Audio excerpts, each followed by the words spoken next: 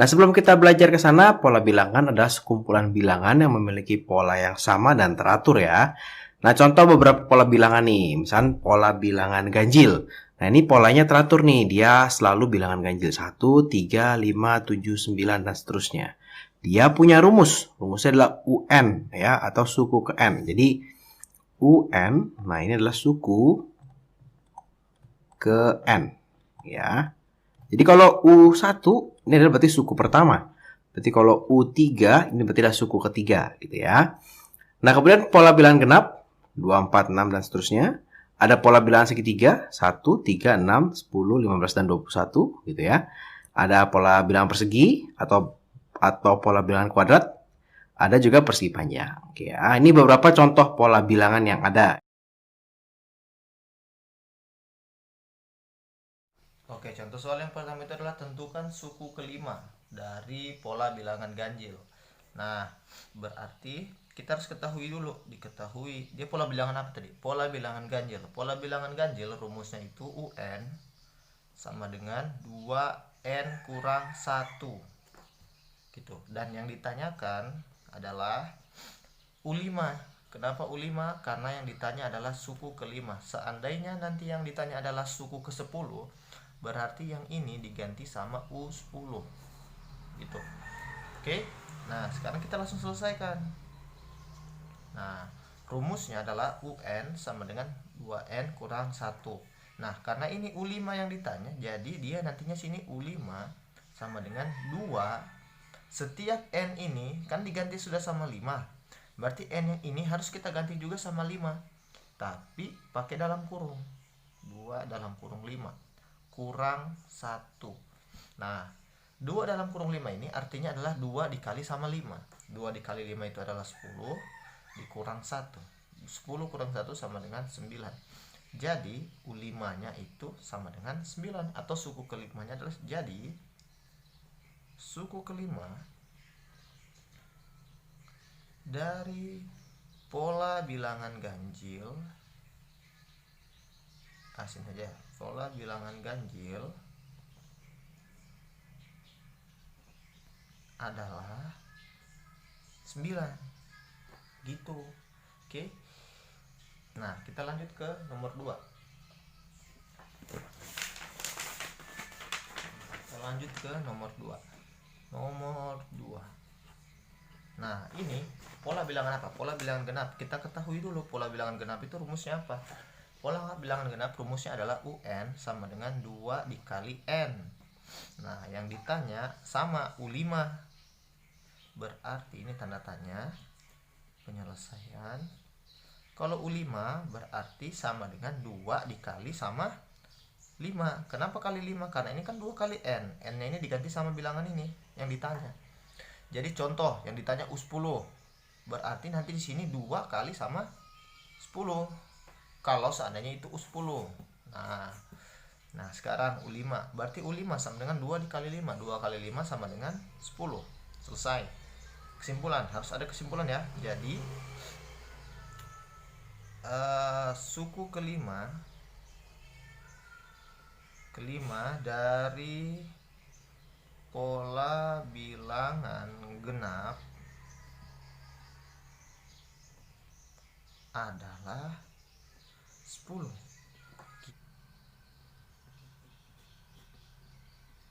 Nomor 3 itu kan yang diketahui dia pola bilangan segitiga. Oke, untuk pola bilangan segitiga itu rumusnya UN sama dengan 1/2 kali N dalam kurung N tambah 1. Ini tambah ya, bukan kurang. Kalau di rumus tadi itu kurang, itu keliru. Ini harusnya tambah, jadi tambah 1, bukan kurang 1.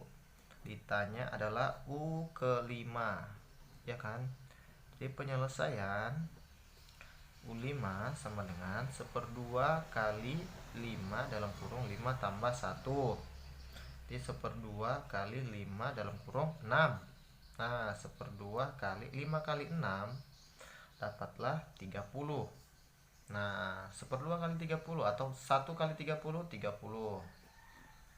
Itu. Nah, per 2. 30 dibagi 2, 15. Jadi suku kelima dari pola bilangan segitiga adalah 15. Oke, sekian. Nomor 4. Nomor 4 ya. Diketahui dulu pola bilangan apa ditanya. Pola bilangan persegi. Persegi rumusnya itu adalah UN sama dengan N pangkat 2. Yang ditanya itu adalah U5. Penyelesaian. Nah, U5 sama dengan N, kan rumusnya N pangkat 2. N-nya diganti sama 5, berarti rumusnya itu adalah 5 dipangkatkan 2. Nah, U5 sama dengan 5 pangkat 2 berapa? 25. Nah, selesai. Jadi suku kelima dari pola bilangan persegi adalah 25. Gitu, dan contoh soal 5. Gitu, dan contoh soal yang terakhir. Diketahui dulu berapa? UN sama dengan N kali dalam kurung N tambah 1. Itu rumusnya. Ini pola bilangan persegi panjang ya. Ditanya U5. Nah, penyelesaian, maka U5 sama dengan 5 kali dalam kurung 5 tambah 1. Nah, 5 kali 5 tambah 1 itu 6. Nah, ini kan artinya dikali. 5 kali 6 sama dengan 30. Nah, jadi suku ke-5 dari pola bilangan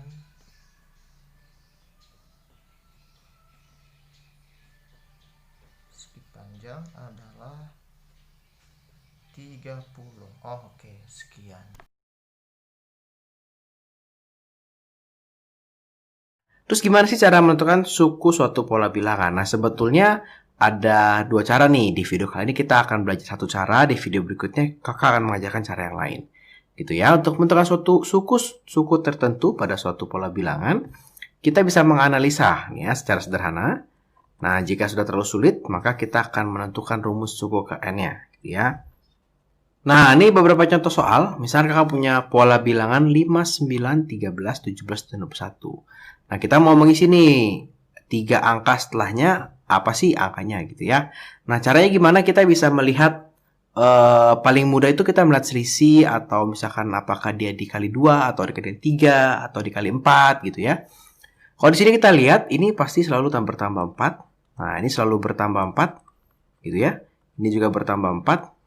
Nah, ini juga bertambah 4. Nah, artinya suku berikutnya juga pasti ini bertambah 4. Berarti 25. Gitu ya, bertambah 4 lagi. Berarti 29. Bertambah 4 lagi. Berarti ini 34. Gitu ya. Ini cara kita bisa melihat seperti ini gitu ya. Jadi 21 tambah 4, 25. 25 tambah 29. Ini berarti 33 gitu ya. 33. Gitu ya. Bukan 34.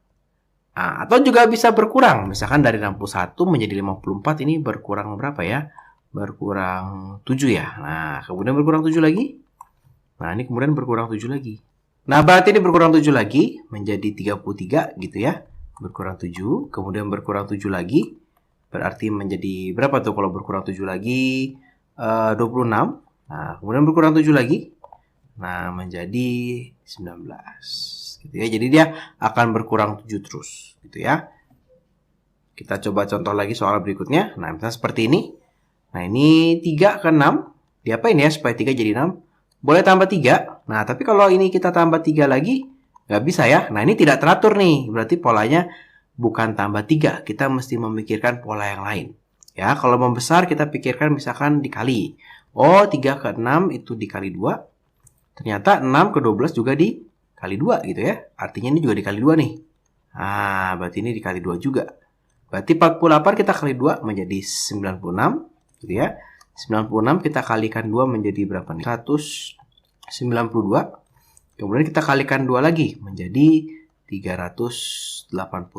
Nah, gitu ya. Jadi bisa tambah, bisa kali. Tapi polanya pasti teratur, pasti sama terus. Ya. Nah, kalau ini bagaimana nih? Wah, ini agak aneh nih. Ini 1 tambah 0 gitu ya.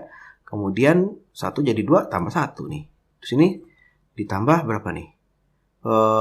Tambah 1 lagi. Ini kemudian tambah 2 lagi. Nah, ini polanya agak sedikit unik gitu ya. Nah, ini kakak mau memperkenalkan, ini namanya adalah pola bilangan Fibonacci.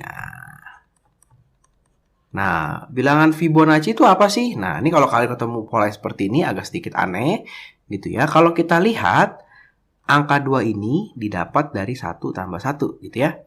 Nah, angka 3, nah ini didapat dari 2 tambah 1. Nih, oke ya. Nah, kakak bawa warnanya ya. Nah, nih angka 5. Ini angka 5 ini didapat dari 2 ditambah 3. Oke ya. Ini adalah suku sebelumnya. Jadi 5 itu dapat dari 2 ditambah 3 gitu ya. 8. Nah, angka 8. Nah, ini angka 8 didapat dari 5 ditambah dengan 3. Nah, artinya berikutnya adalah berarti 8 tambah 5 berarti 13 gitu ya. Berikutnya lagi berarti berapa nih? 8 ditambah 13 ya. Nah, berarti yang berikutnya lagi adalah 8 ditambah dengan 13. Artinya berapa? 21. Nah, yang terakhir berarti 13 ditambah 21. 34.